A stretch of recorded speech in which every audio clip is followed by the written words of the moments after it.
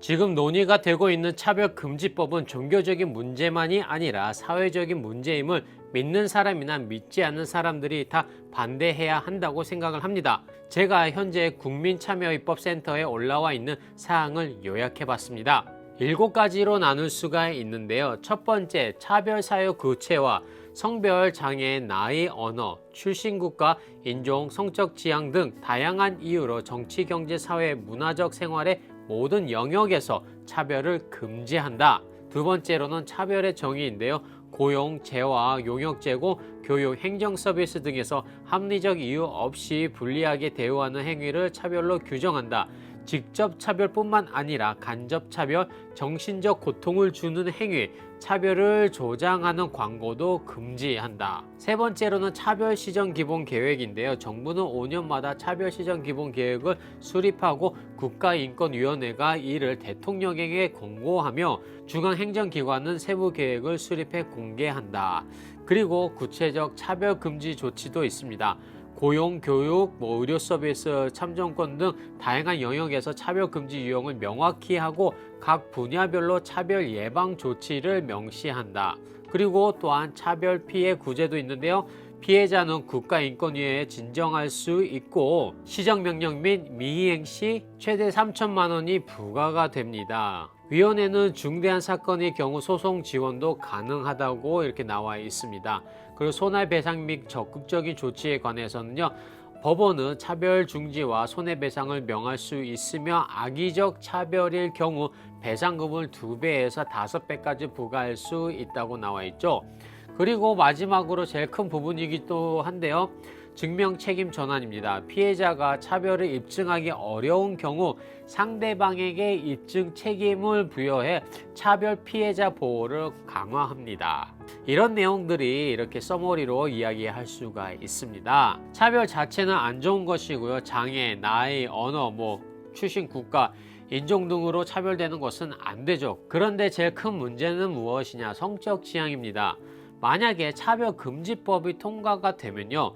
사람들은 본인의 성을 마음대로 정할 수 있다는 이야기인데요. 생물학적인 남자와 여자로 끝나는 것이 아니라 내가 성을 정할 수 있기 때문에 저는 지금 남자잖아요. 근데 남자이지만은 내일은 좀 여자가 되고 싶다고 생각하면은 나 여자야 하면은 제 성은 여자가 되는 것이고 그것에 대해서 누군가가 이야기를 한다면은 두 번째로 요약을 했던 차별의 정의에서 정신적인 고통을 주는 행위로 제가 그 고통을 받았다고 주장을 할 수 있게 되는 거예요.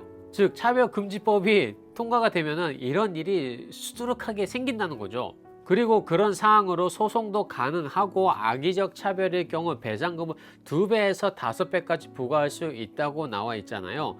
이렇게 법적으로 나가면 증명도 해야 되잖아요. 근데 증명 책임에 관해서는 피해자가 차별을 입증하기 어려운 경우 상대방에게 입증 책임을 부여해 차별 피해자를 위한 대응 보호를 강화한다는 거. 그건 말이 안 되는 사실입니다.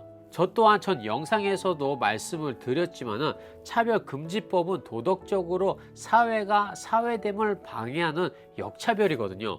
저는 지금 종교를 떠나서 이야기하는 겁니다. 지금 미국에서도 치열하게 싸우고 있고요. 이번 대통령 선거로 많이 뒤바뀔 수 있다고 생각하기 때문에 많은 사람들이 더 큰 관심을 두고 이렇게 있는 이유 중에 하나예요. 캘리포니아에서는 학교에서, 교회에서, 심지어는 가정에서 아이들에 관한 성을 이야기하지 못하게 되고 있습니다. 너는 여자야, 너는 남자야 라고 이야기하는 것도 안 되고요.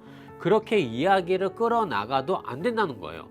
심지어는 부모에게 성에 관해서 이야기를 안 하고 본인 자신의 그 결정으로 바꿀 수 있게 되어가고 있거든요. 가정은 사회의 가장 기본적인 단위로 사회의 건강과 안정을 유지하는 데 중요한 역할을 합니다. 가정은 인격 형성, 도덕적 가치 전달, 사회적 역할을 배우는 첫 번째 환경이기 때문에 사회의 기반이 됩니다. 가정은 아이들이 첫 번째로 인간관계를 배우는 장소이잖아요. 부모와 형제 자매 간의 관계를 통해서 사랑과 존중과 배려, 책임 등의 도덕적 가치를 배우는 거예요.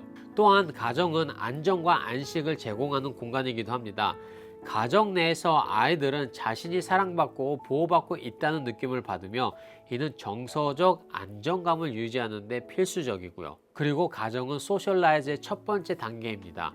아이들은 가정에서 언어나 규칙, 예절, 사회적 기대 등을 배우며 이러한 경험을 통해 더 큰 사회로 나가게 되는데요. 따라서 가정은 건강한 사회 구성원으로 자라나게 하는 중요한 역할을 합니다. 계속해서 나아가서 윤리적 가르침의 토대가 되는 것 또한 가정인데요. 가정에서 부모는 자녀에게 윤리적 가치와 행동 규범을 가르쳐야 합니다. 이러한 가르침은요, 자녀들이 올바른 선택을 하고요, 타인을 존중하며 사회에서 긍정적인 영향을 미치는 성인으로 성장하는 데 중요한 기초를 제공하게 돼요. 계속 나아가면은 건강한 가정은 건강한 사회를 만듭니다. 가정이 안정적이고 건강할 때 그 사회의 구성원들은 서로 존중하고 도덕적 기준을 지키며 이는 사회의 안정성과 번영에 기여를 하게 되는데요.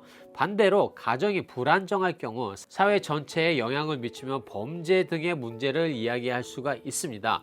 그런데 이런 것을 다 무시하고 개인적인 자유, 프라이버시 등을 이야기하면서 이 모든 것을 깨려고 하고 있는 거예요. 그래서 저는 선생님들도 그러고요, 부모님들도 그러고 일반 분들도 심지어는 학생들까지도 일어나서 이 법안은 반대를 해야 한다고 생각을 합니다. 이거는 단지 종교적인 문제가 아니라 이거는 사회적인, 이건 전 세계적인 문제가 되는 거예요. 저는 솔직히 법안을 통과시키는 기관에 계신 분들, 자녀들이 부모한테 와서 나는 딸인데 나 남자야, 아들이 나 여자야라고 했을 때, 그리고 뭐라고 하면은 금지법으로 부모님을 고발한다고 생각을 한다고 하면은 그게 제정신이라면 통과를 시킬까요, 과연? 차별금지법을 찬성하는 사람들 이야기를 듣는다고 하면은 반대하는 사람들 목소리도 들어야 된다고 생각을 합니다.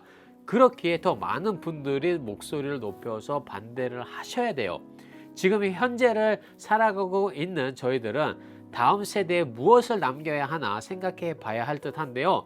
다음 세대가 걸려 있고요, 그리고 나라가 걸려 있고, 이 세계가 걸린 문제예요.